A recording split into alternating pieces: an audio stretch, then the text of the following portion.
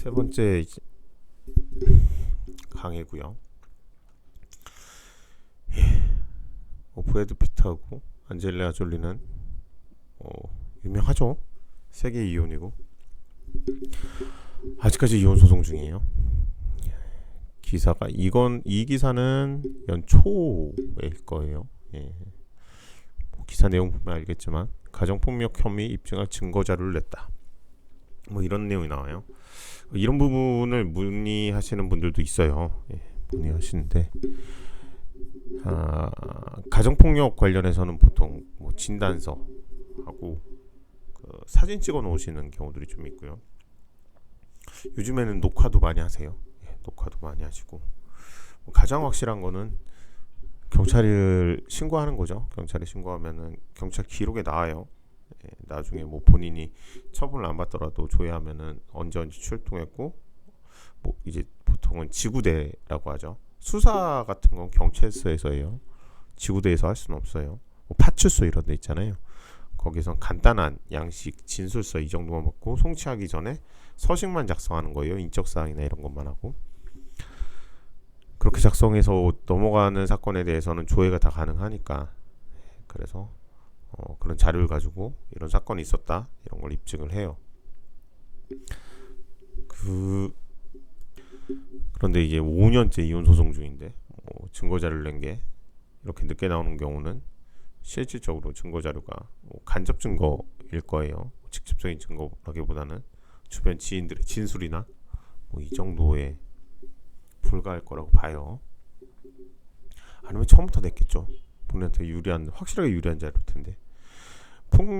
가정폭력 관련해서 오면은 양육권 관련해서도 상당히 영향을 미칠 거예요. 미국하고 한국하고 좀 다를 수도 있겠지만 다르다고 해도 기본적인 판단 범위는 비슷하겠죠. 일반적인 범위 내에서 판사가 결정을 하는 거니까. 체계가 좀 다르다고 해서 기준 자체가 아예 다른 건 아니에요. 처음 생기는 법률들은 대부분 어디에서 먼저 만들어진 경우가 대부분이에요. 독일이나 미국은 이제 판례법이긴 하지만 그런 데서 이론이 형성된 부분을 인용해서 가져오는 경우들이 대부분이어서 전 세계적으로 특이한 법들은 존재할 수 있지만 중동 이런 데하고는 빼고요. 그 일반 상식이 통하는 사회에서 만들어진 법은 대부분 비슷하다고 볼 수 있어요. 기준도 비슷하고요. 사실 환경에 따라서 약간 다르긴 한데 그렇습니다. 아무튼 이렇게 입증 자료도 제출을 했어요. 근데 최근에도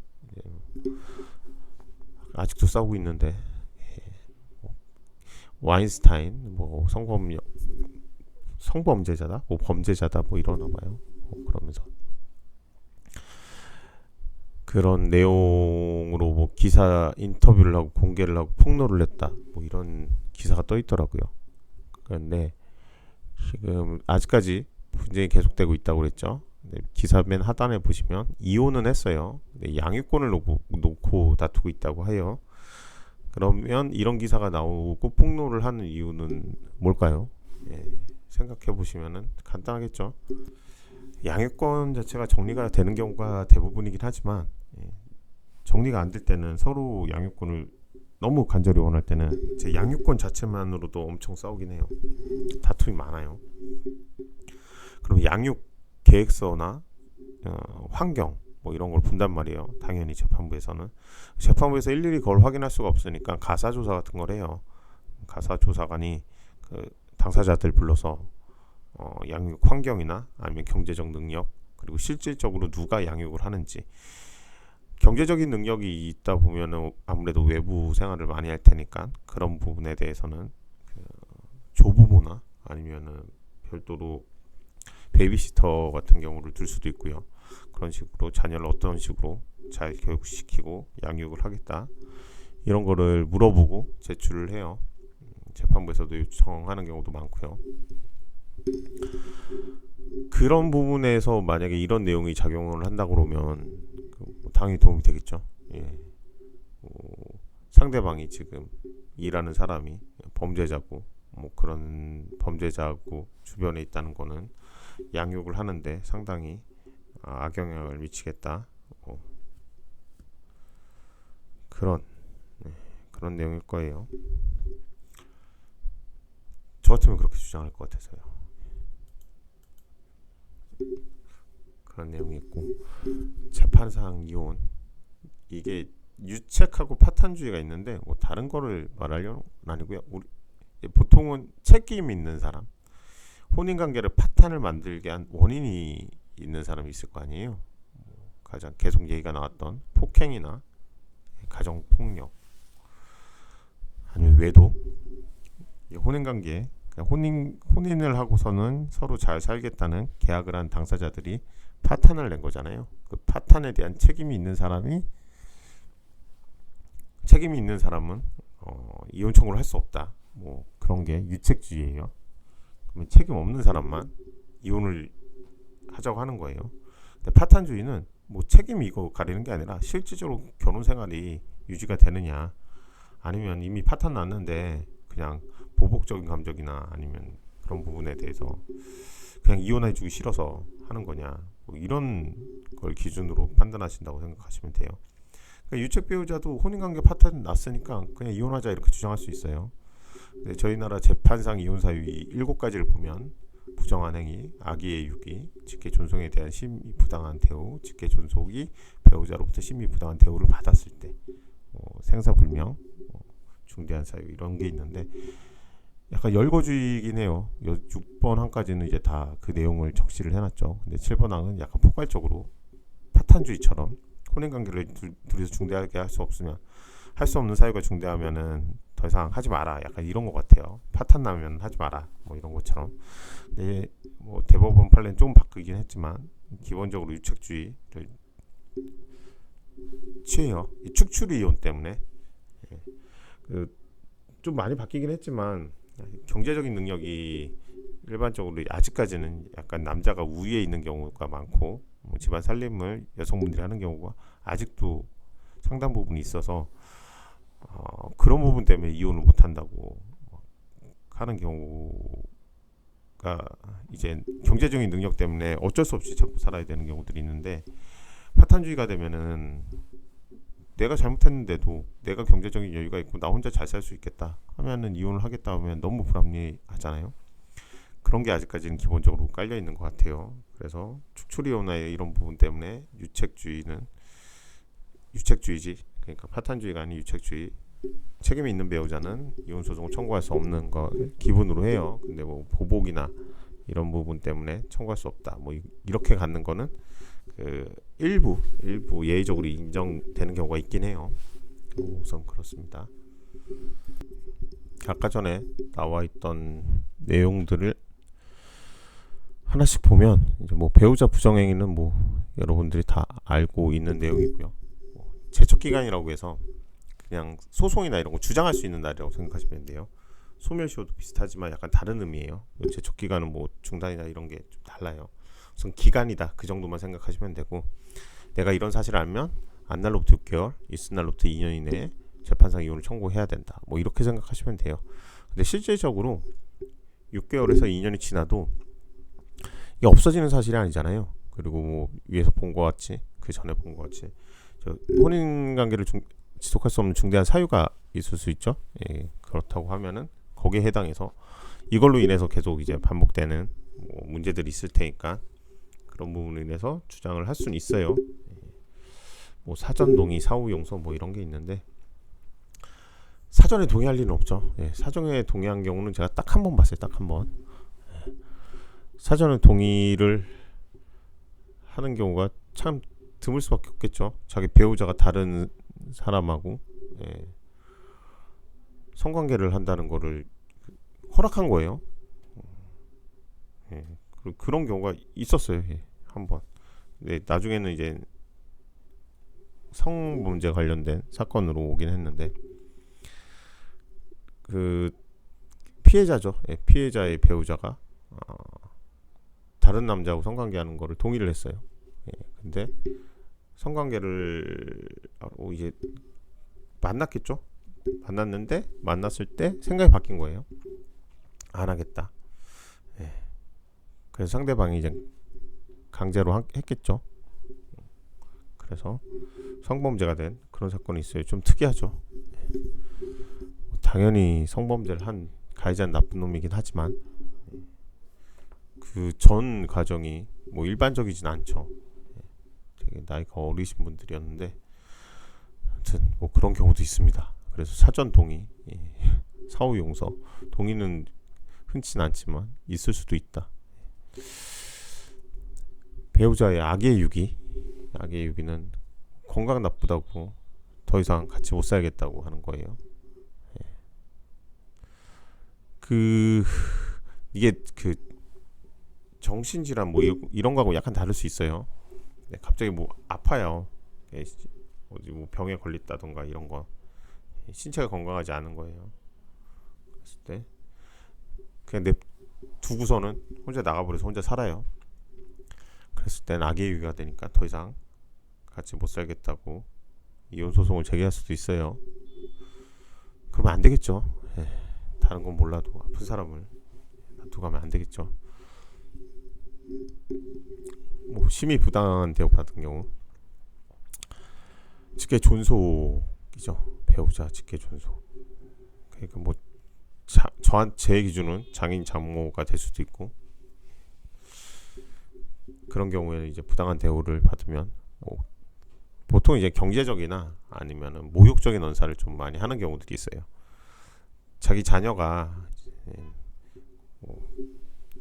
좀 안 좋은 일이 있어가지고 집에 와서 상의를 하고 하면은 그럴 경우에 자기 자녀를 두둔하게 될 거 아니에요. 아무래도 며느리나 사이 이렇게 다 좋다고 하더라도 이제 싸우면은 그때부터는 자기 자녀를 옹호할 수밖에 없고 편을 들어줄 수밖에 없어요. 일반적으로 큰 싸움이 되면 그래요.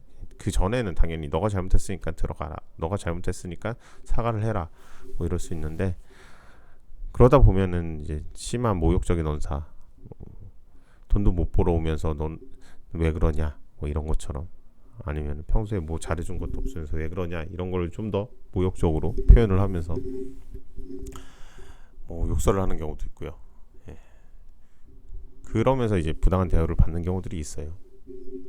그럴 때도 가능은 해요. 당사자들만의 문제가 아니라 직계 존속이나 이런 문제까지 다 같이, 뭐 그게 또 지금 보는 뭐 혼인을 계속하기 어려운 중대한 사유, 혼인관계를 지속할 수 없는 사유에 해당할 수 있고요.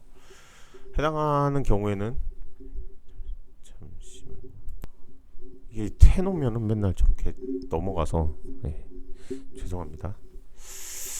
정신병, 아까 전에 말씀드렸듯이 정신병은 일반적으로 불치병이라고 보시면 돼요. 뭐 다 그런 건 아니지만 뭐 약물을 복용해서 완화되고 일상적인 생활이 가능한 경우도 있겠지만 없는 경우도 되게 많아요. 되게 힘들게. 그리고 조현병 같은 경우에는 이제 뭐 약물로도 해결 안 되는 경우들이 상당히 많고요. 복합적으로 오기 때문에 나중에 뭐 입원까지도 하고 이런 상황이 벌어지면 실질적으로 가정생활이 거의 파탄이 나요.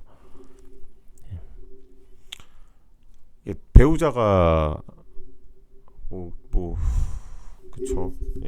자녀분까지 있으면 자녀를 양육을 하면서 배우자의 계속 입원시킬 수는 없으니까 또 퇴원을 하면은 또 그거를 케어를 해줘야 되잖아요. 그런 부분까지 생각할 때 상당히 힘들어요. 힘들 수밖에 없겠죠. 불치의 조울증도 뭐 간단하게 그렇게 그냥 심각하지 않은 정도, 그 정도면은 어느 정도 참고 살 수 있겠지만 그게 아닌 이상은, 심각한 경우에는 일반적인 생활이 안 돼요. 취업이나 이런 게 아니라 가사 생활도 우선 안 되니까요. 아이들을 그리고 양육할 수가 없어요. 아이들한테 정말 위해를 가하는 거는 둘째치고 정서적으로 상당한 학대를 줄 수 있는 말들을 많이 해요. 그 망상이 우선 있고 환청이 들리고 그러면서 말도 안 되는 얘기들을 계속 해요. 그러면서 아이한테 어딜 같이 가자 막 이러면서 심각한 경우까지 많이 발생합니다.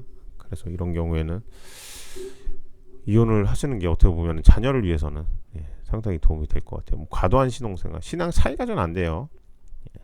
밑에 보시면 알겠지만 단순한 신앙 차이 가지고 신앙 차이면 서로의 신앙에 대해서 그냥 종교에 대해서 인정해주면 되겠죠. 성불능, 성교 거부.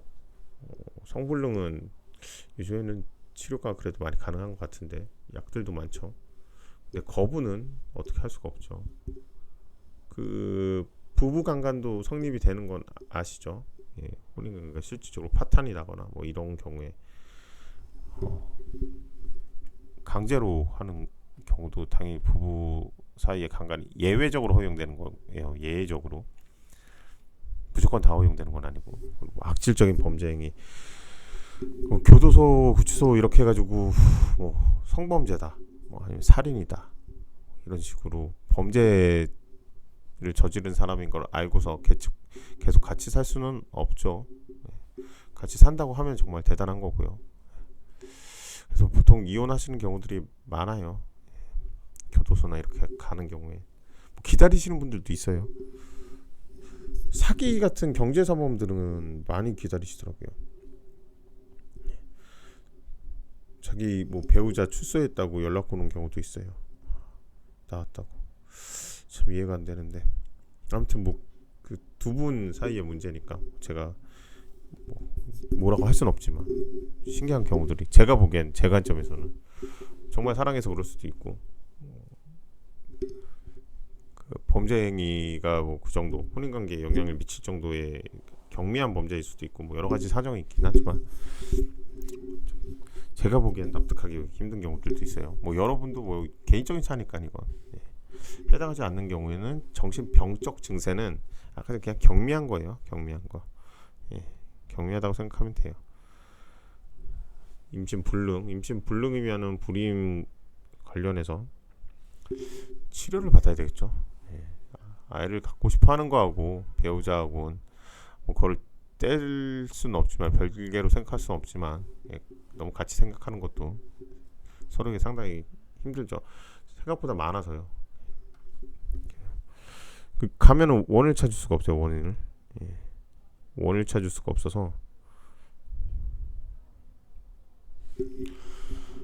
괜찮다고 하니까요. 둘 다 그러면서 여러 가지 노력을 하시는 분들이 많아요. 제 주변에도 그런 분들이 상당히 있어요.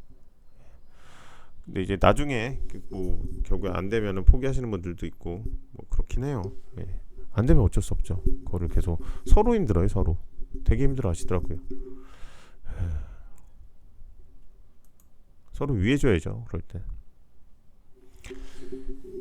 재판상 이혼, 뭐 유책 배우자의 이혼 청구 아까 전에 말씀드렸죠. 뭐 원래는 인정되지 않는데 예외적으로 긍정되는 경우가 뭐가 있을까요? 밑에 보시면 상대방도 이혼 의사가 있는 경우 이거는 뭐 당연하겠죠. 서로 이혼하겠다는데 그래서 소송을 들어가면 어떻게 되냐면 제가 이혼 소장을 내잖아요. 그러면 상대방이 나도 이혼하겠다고 소장을 내요.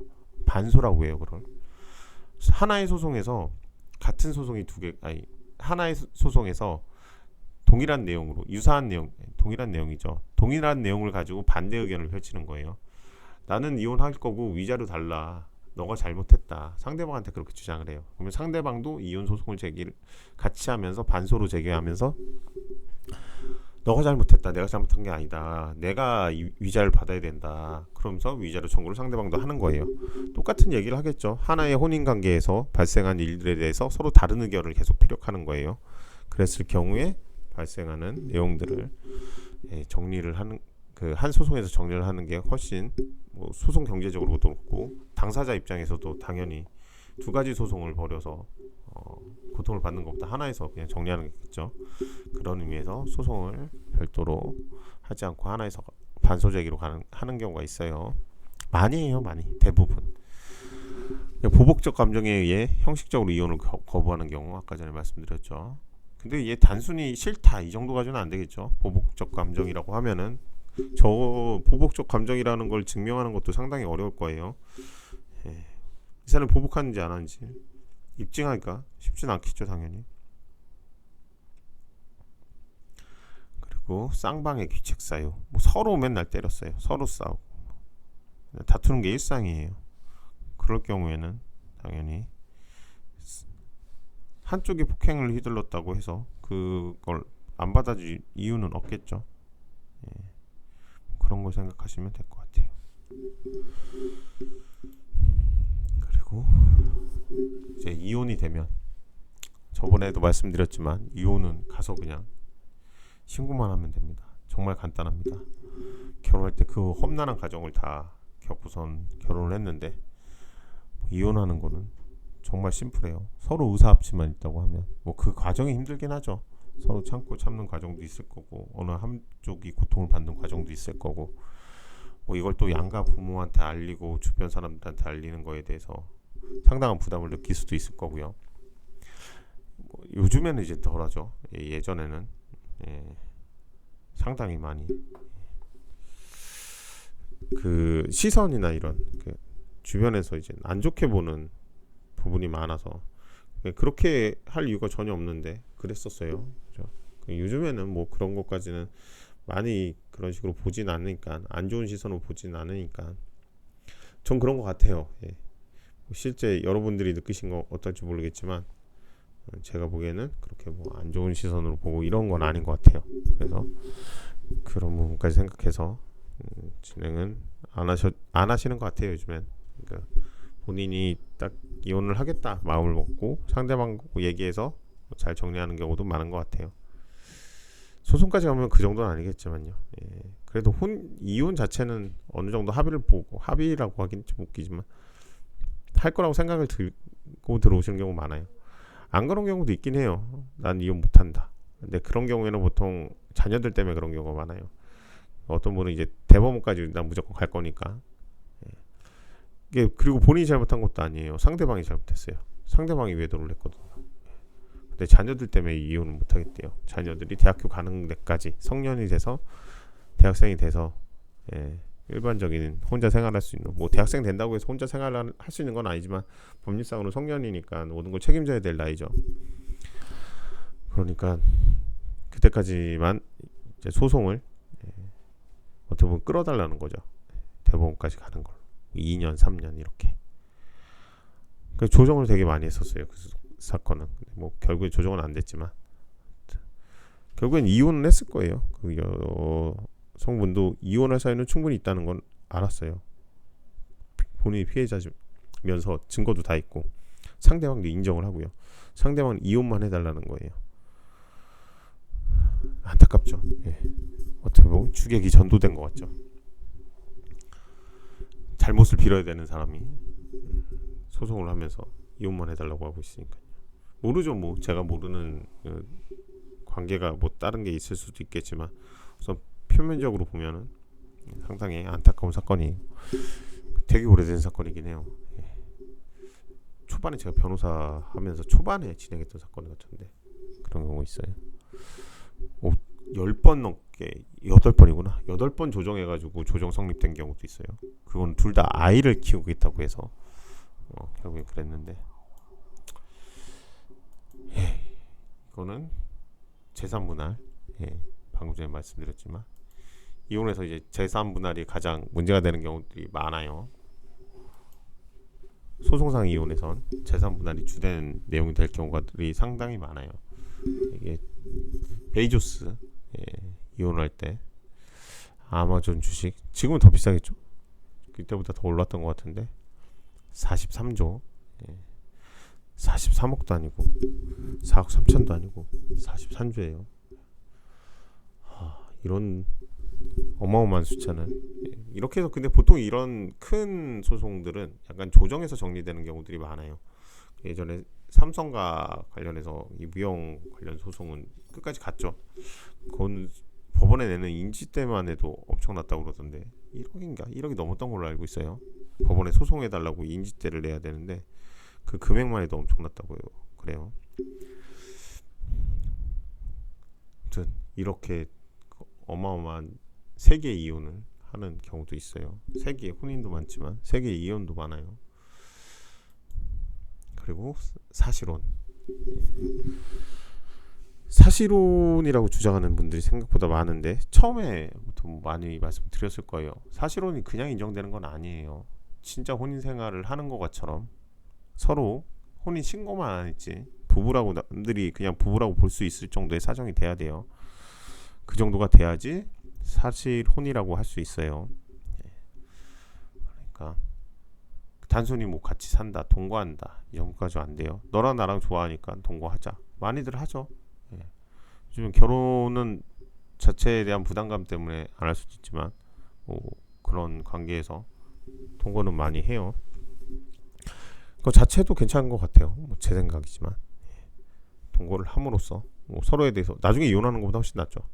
예, 제 생각은 그런데 뭐 그런 걸 받아들이기 어려운 글쎄요. 뭐 나중에 제 자녀가 뭐 그런다고 하면은 그러라고 그럴 것 같아요. 저는 차라리 사실혼 뭐그 대신 이젠 뭐 약혼 정도 약혼은 좀 그러네요. 예. 혼인 관계에 준하게 뭔가 형식은 갖춰야 될 것 같아요. 그래야지 책임감이 생길 것 같아서 그냥 단순히 좋아서 같이 산다는 거 말고 본인 생활을 책임진다는 그런 전제하에 사실혼까지는 아니겠지만 사실혼에 준하는 정도의 책임감이 있다고 하면은 단순 동거가 아니라 나중에 혹시 결혼을 뭐 할지 안 할지 그거는 당사자 의사에 따라서 뭐 자기가 결정하는 거지만 도움이 될 수는 있을 것 같아요.